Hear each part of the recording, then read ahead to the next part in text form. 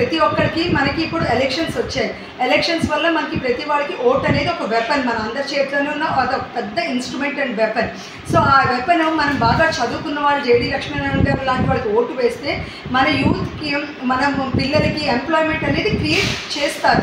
అతను ఎందుకంటే because is an retired IPS, he knows the value of education, the value of employment, the value of ethical and moral values.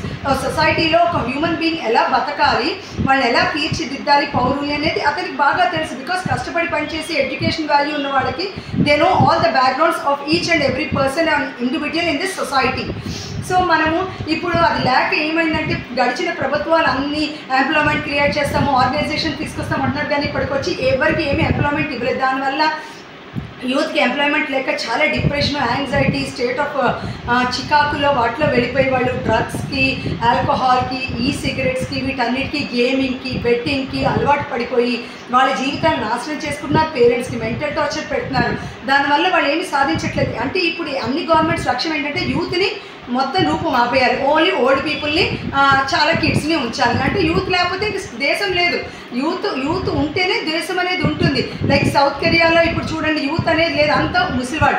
ఇప్పుడు వాళ్ళని encourage చేస్తున్నారు, యూత్కి అన్నీ create చేసి. అలా దేశాన్ని మనం తెచ్చుకోకూడదు. మన రాష్ట్రాన్ని, మనకి యూత్ కావాలి, యూత్కి ఎంప్లాయ్మెంట్ కావాలి. ఎందుకంటే ఇన్ని లక్షల కోసం మన పిల్లలు చదివిస్తున్నామంటే వాళ్ళకి ఉద్యోగం వస్తుందని భరోసాతోనే కదా.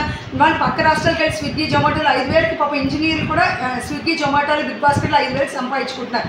ఎందుకు? ఏ ఆర్గనైజేషన్స్ లేవు, ఒక సాఫ్ట్వేర్ కంపెనీ లేదు, ఒక కంపెనీస్, ఏ కంపెనీస్ లేవు. వాళ్ళకి ఎక్కడి నుంచి వస్తుందండి ఎంప్లాయ్మెంట్? సో ఎంప్లాయ్మెంట్ ఇచ్చే గవర్నమెంట్ని మీరు ఆలోచించి బాగా ఓటు వేయండి. మన పిల్లలు మనకు ముఖ్యం, మన పిల్లల భవిష్యత్తు ముఖ్యం, మనం కాదు, మన ముసలి వాళ్ళు కాదు. మన పిల్లలు ఇప్పటి నుంచి 1,00,000 పోస్ట్ చదివించినట్టే వాళ్ళకి ఎంప్లాయ్మెంట్ క్రియేట్ చేసే దిశగా మనం ఉండాలి. యాజ్ ఎ పేరెంట్స్ మన యూత్ అనేది మన పిల్లల్ని మన దృష్టిలో పెట్టుకుని ఎవరైతే ఉద్యోగాలు భరోసా ఇస్తారో వాళ్ళకి వేయండి. ఈరోజు తిండి ఇచ్చేది, ఈరోజు బట్ట కట్టుకునేది కాదు. లాంగివిటీ అనేది చూడాలంటే రాబోయే చాలా దూరాన్ని ఆలోచించి, లాంగివిటీ అంటారు, దాన్ని ఆలోచించి మీరు ఓటేయండి. సో ఇది మీ అందరికీ యూత్కి చేరే, ప్రతి చదువుకున్నవాడు ఇది గమనించండి. మీరందరూ స్కాలర్షిప్తో చదువుకునేది మా కష్టంతోనే, మన ట్యాక్సులు కడితేనే, మన ప్రతిదీ ఇస్తేనే గవర్నమెంట్ చదివిస్తారు. ఏ గవర్నమెంట్ వాడి పాకెట్ నుంచి రూపాయి ఇస్తున్నాడా?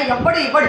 మనం కట్టే ట్యాక్సులు, మనం కట్టే ప్రతిదీ మన డబ్బుతోనే మిమ్మల్ని చదివిస్తారు. మీరు చదువుకోకుండా మీరు అడ్డమైన పనులు చేసి ఇలా మీ యూత్ని, మీ జీవితాన్ని నాశనం చేసుకోండి. దయచేసి ఒక అమ్మగా ప్రార్థిస్తున్నాను, అందరూ మంచిగా ఉండాలి. చదువుకున్న వాడికి ఓటేయండి. నాది అభిప్రాయం అయితే టార్చ్ లైట్కే ఓటు వేయండి. ఎవడు బాగా చదువుకుని మనకి ఉద్యోగాలు, మన పిల్లలకి భరోసా కల్పించేవాడికి ఓటు వేయండి. దయచేసి మన పిల్లల జీవితాలతో ఆడుకునేవాడికి ఎప్పుడూ ఓటు వేయకండి. మీరు అదొకటి గమనించాలని నా మనవి.